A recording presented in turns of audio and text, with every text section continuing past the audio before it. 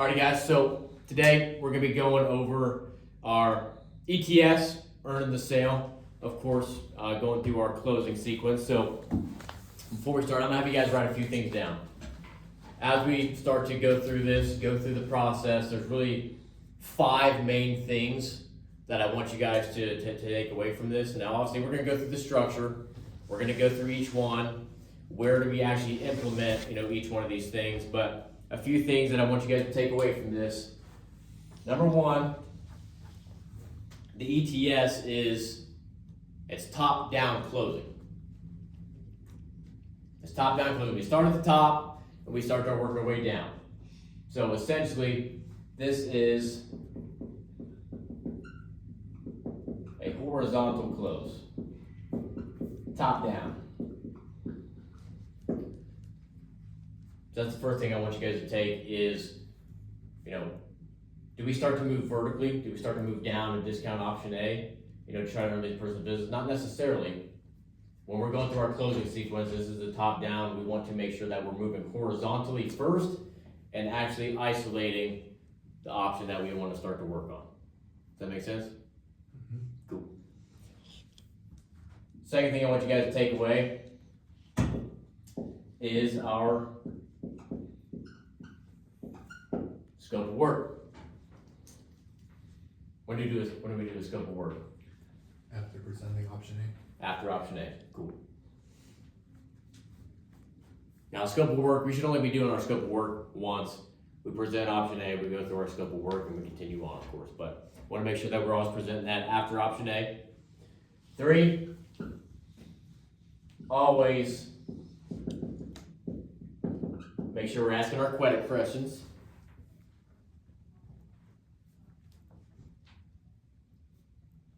Liz, when we ask our credit questions, what option?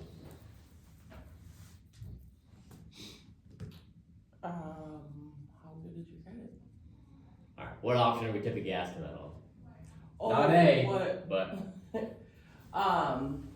Usually B. yeah, Right? Yep, absolutely. So, first thing I need you guys to take away, horizontal. We're always moving horizontal, we're top down closing. Second thing, we're doing our scope of work after option A. We're doing our credit questions on option B. Last 2 things is our efficiency discount. Zach, what do you think we're doing in efficiency? You're looking at options A through C, what are we applying in efficiency? After option C. Yeah. After option C, very last thing I need you guys to take away is our T-close. So these are the 5 things I really want to focus on as I go through this as far as the structure, and I'll write them out as we go, of course. But horizontal close, scope of work, credit questions, efficiency discount, and T-close. Make sure you guys write those 5 things down for me. And then typically after this, we'll talk about it, but at that point, that's after our T-close is actually done, that's where we'd actually start to make our first MOD calls. Does that make sense? Cool. So, start from the top. Option A. Zach, how are we presenting this? Your top of the line price for roofing, you would be a Grand Sequoia. Okay. For windows, glass wing, triple pane with crypto. Cool. Essentially, this is it's gonna be the most expensive one, of course, but this is our dream package. This is everything included. This is the best of the best. Obviously, for our market, we're roofs and windows, so our option A for roofing is always going to be our Grand Sequoia. Is there any other things that you'd like to throw in on option A, Zach? Sometimes I'll mention the shake tiles. Oh, the shake tiles. Shake, yeah.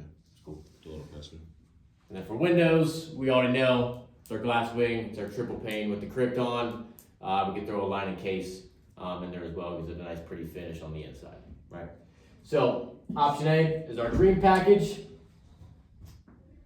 Little keyword here. Only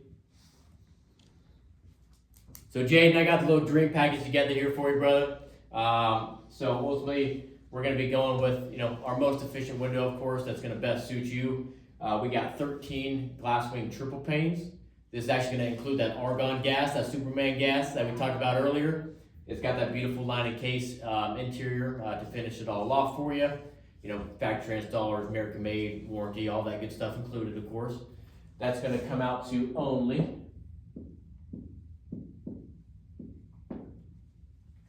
$68,529. It's a lot of money. Okay. So taking a step back real quick, when I present the price, what do I want to do? Not say a word. Shut the fuck up. We present the option A price, we shut the fuck up, and at that point we just wait for, typically you get one of two things. You get a non-verbal reaction, or you get a verbal reaction. Homeowner's like, no, fuck you. Get the fuck out of here, I ain't paying that. Right?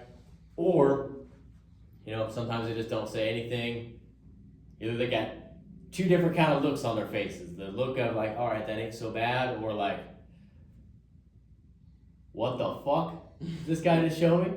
So ultimately, we want to present our option A price. We want to shut the fuck up. Look for that, that cue from our homeowner. Now, don't get me wrong. If it's positive, if you drop option A, then, that's actually not as bad as I thought. Take a fucking shot, assume the sale. Yeah, especially, for the triple pane Krypton, it's a great deal. So, only thing I really need from you, Zach, is just your ID, proof of income, and then however you want to put the deposit down, man. I'll start getting this thing typed up for you. Obviously, hey, if we get the positive reaction, hey, assume the fuck out of it. But if we get the other side of things, we don't really have to acknowledge it that much. Whoa, that's way more than I thought it was gonna be. Okay, that's all good. I don't really have to acknowledge that much. I'm just gonna go straight to what? Scope of work. Scope of work.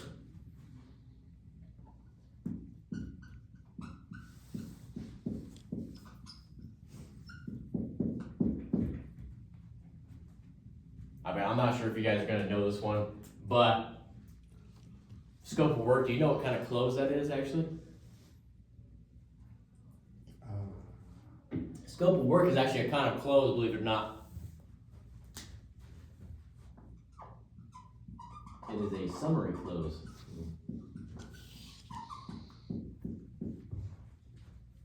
Basically summarizing every single thing that actually goes into that project to start to make the project price actually make a little bit more sense for them, everything that's actually included. So we're gonna go through our scope of work, of course. Now, at that point,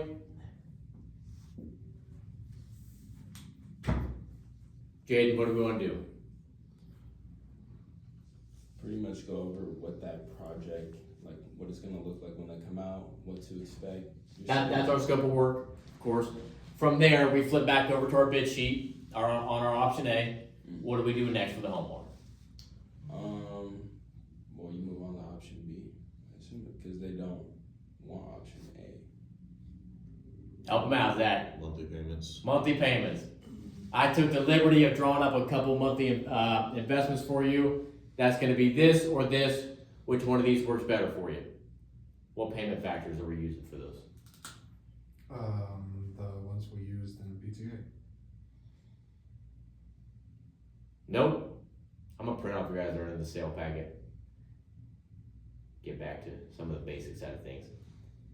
I know Danielle trains a little bit, different out here, but payment factors, you haven't been training for too long. Payment factors are 0.02 That's and what you meant.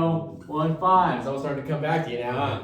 That's what you meant. I thought you meant like the actual payment. Payment factors are 0.02, 0.015. Out of these two options for you, Zach, which one of these would better fit your budget, man? Probably the lower one. Probably a lower one. Okay. Awesome, man. In that case, once again, the only thing I really need is just your driver's license And then for the install, is there a certain day that you would like the guys to come out for you? Still a little bit too. Still a little bit, okay, cool. But ultimately, I want to present my first two payment factors that are there. What kind of close is this? It's option closing. Option close.